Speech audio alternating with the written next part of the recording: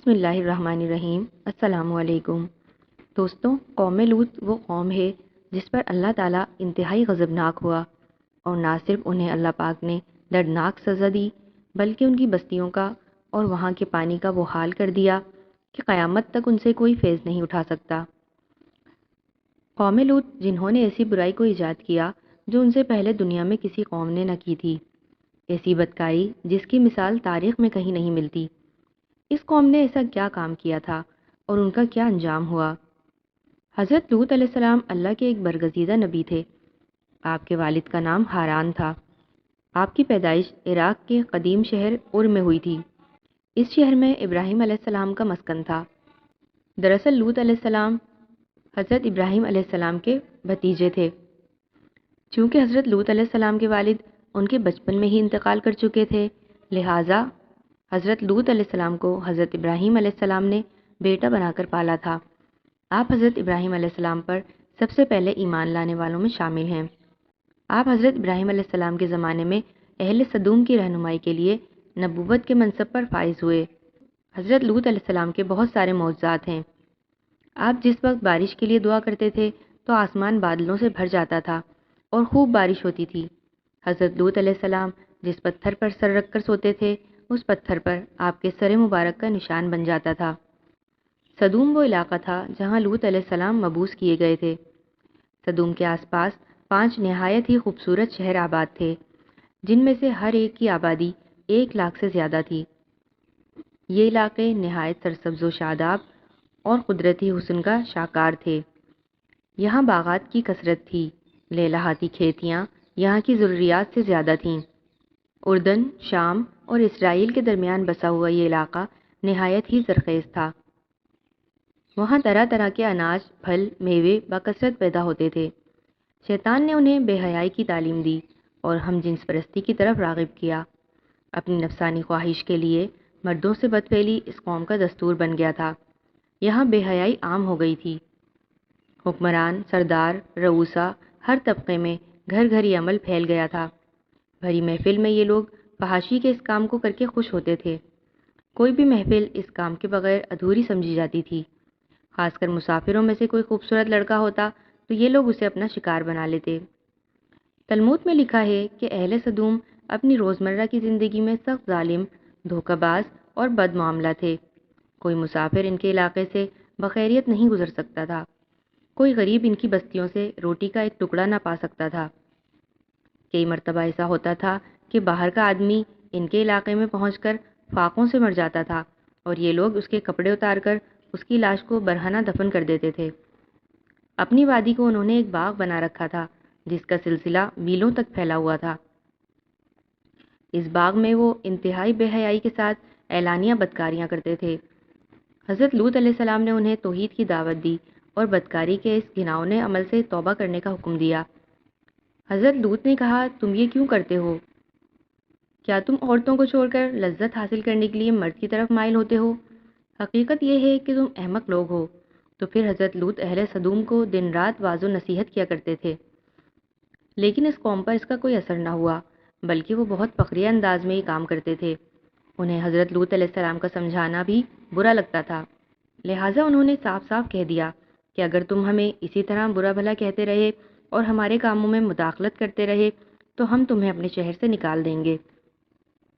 حضرت لوط نے نصیحت و تبلیغ کا سلسلہ جاری رکھا، لہٰذا ایک دن اہل سدوم نے خود ہی عذاب الہی کا مطالبہ کر دیا۔ اللہ تعالیٰ نے اب تک ان کے اس بدترین عمل، فحاشی اور بدکاری کے باوجود ڈھیل دے رکھی تھی، لیکن جب انہوں نے حضرت لوط علیہ السلام سے ایک دن کہا کہ اگر تم سچے ہو تو ہم پر عذاب لے آؤ، لہٰذا ان پر عذاب الہی کا فیصلہ ہو گیا۔ اللہ نے اپنے خاص فرشتوں کو دنیا کی طرف روانہ کر دیا۔ یہ فرشتے حضرت لوط علیہ السلام کے گھر تشریف لائے۔ حضرت لوط علیہ السلام نے جب ان خوبصورت نوعمر لڑکوں کو دیکھا تو سخت گھبراہٹ اور پریشانی میں مبتلا ہو گئے۔ انہیں یہ خطرہ محسوس ہونے لگا کہ اگر ان کی قوم کے لوگوں نے انہیں دیکھ لیا تو نہ جانے وہ ان کے ساتھ کیا سلوک کریں گے۔ حضرت لوط علیہ السلام کی بیوی کا نام وائلہ تھا۔ وہ آپ پر ایمان نہیں لائی تھی اور وہ دراصل منافقہ تھی۔ وہ کافروں کے ساتھ ملی ہوئی تھی، لہٰذا اس نے جا کر اہل سدوم کو یہ خبر دے دی کہ لوط کے گھر 2 نوجوان لڑکے مہمان ٹھہرے ہوئے ہیں۔ یہ سن کر بستی والے دوڑتے ہوئے حضرت لوط علیہ السلام کے گھر پہنچے۔ حضرت لوط علیہ السلام نے کہا کہ یہ جو میری قوم کی لڑکیاں ہیں یہ تمہارے لیے جائز اور پاک ہیں، اللہ سے ڈرو، مجھے میرے مہمانوں کے سامنے رسوا نہ کرو۔ کیا تم میں سے کوئی بھی شائستہ آدمی نہیں؟ حضرت لوط علیہ السلام کی بات سن کر وہ لوگ بولے، تم بخوبی واقف ہو کہ ہمیں تمہاری بیٹیوں سے کوئی حاجت نہیں، اور جو ہماری اصل چاہت ہے اس سے تم بخوبی واقف ہو۔ قوم لوط کے اس شرمناک جواب سے اندازہ لگایا جا سکتا ہے کہ وہ فعل بد میں کس حد تک مبتلا ہو چکے تھے۔ جب حضرت لوط علیہ السلام کی قوم ان کے گھر کی طرف دوڑتی ہوئی آئی تو حضرت لوط علیہ السلام نے گھر کے دروازے بند کر دیے اور ان نوجوانوں کو ایک کمرے میں چھپا دیا۔ ان بدکار لوگوں نے آپ کے گھر کا گھیراؤ کیا ہوا تھا اور ان میں سے کچھ گھر کی دیوار پر بھی چڑھنے کی کوشش کر رہے تھے۔ حضرت لوط علیہ السلام اپنے مہمانوں کی عزت کے خیال سے بہت زیادہ گھبرائے ہوئے تھے۔ فرشتے یہ سب منظر دیکھ رہے تھے۔ جب انہوں نے حضرت لوط علیہ السلام کی بے بسی اور پریشانی کا یہ عالم دیکھا تو حقیقت سے پردہ اٹھاتے ہوئے فرمایا، اے لوط، ہم تمہارے رب کے بھیجے ہوئے فرشتے ہیں، یہ لوگ ہرگز تم تک نہیں پہنچ سکیں گے، ابھی کچھ رات باقی ہے، تو آپ اپنے گھر والوں کو لے کر چل دو اور تم میں سے کوئی شخص پیچھے مڑ کر نہ دیکھے۔ حضرت لوط علیہ السلام حقیقت حال جان کر مطمئن ہو گئے اور اپنے گھر والوں کے ساتھ رات کو ہی نکل کھڑے ہوئے، لیکن پھر ان کی بیوی جو ان کے ساتھ تھی کچھ دور جا کر وہ واپس اپنی قوم کی طرف پلٹ گئی اور قوم کے ساتھ ہی جہنم واصل ہو گئی۔ صبح کا آغاز ہوا تو اللہ کے حکم سے حضرت جبرائیل علیہ السلام نے بستی کو اوپر سے اکھاڑ دیا اور پھر اپنے بازو پر رکھ کر آسمان پر چڑھ گئے، یہاں تک کہ آسمان والوں نے بستی کے کتے کے بھونکنے اور مرغوں کے بولنے کی آوازیں سنیں، پھر اس بستی کو زمین پر دے مارا، جس کے بعد ان پر پتھروں کی بارش ہوئی۔ ہر پتھر پر مرنے والے کا نام لکھا ہوا تھا۔ جب یہ پتھر ان کو لگتے تو ان کے سر پاش پاش ہو جاتے۔ صبح سویرے شروع ہونے والا یہ عذاب اشراق تک پوری بستی کو نیست و نابود کر چکا تھا۔ قوم لوط کی ان خوبصورت بستیوں کو اللہ نے ایک انتہائی بدبودار اور سیاہ جھیل میں تبدیل کر دیا، جس کے پانی سے رہتی دنیا تک کوئی فائدہ نہیں اٹھایا جا سکتا۔ سمندر کے اس حصے میں کوئی جاندار مچھلی، مینڈک وغیرہ زندہ نہیں رہ سکتے، اس لیے اسے ڈیڈ سی یعنی بحیرہ مردار کہا جاتا ہے، جو اسرائیل اور اردن کے درمیان واقع ہے۔ ماہرین آثار نے 10 سالوں کی تحقیق و جستجو کے بعد اس تباہ شدہ شہر کو دریافت کیا تھا۔ تحقیقات سے پتہ چلا تھا کہ اس شہر میں زندگی بالکل ختم ہو چکی ہے۔ شہر کے راستے اور کھنڈرات کو دیکھ کر آرکیولوجسٹ نے یہ اندازہ لگایا کہ جب یہ شہر تباہ ہوا تو اس وقت لوگ روزمرہ کے معاملات میں اور اپنے کاموں میں مشغول تھے اور یہاں زندگی اچانک ختم ہو گئی تھی۔ اہل سدوم جنہیں پتھر بنا دیا گیا تھا، ان کے بت ابھی تک بحیرہ مردار کے پاس موجود ہیں، جو لوگوں کے لیے ایک عبرت ہے۔ آج یورپی ممالک میں انسانی آزادی کے نام پر اس بدکاری کی اجازت دی جاتی ہے، مگر حقیقت یہ ہے کہ ہم جنس پرستی بالکل فطرت کے خلاف ہے، جس سے انسانی معاشرہ تباہ و برباد ہو جاتا ہے۔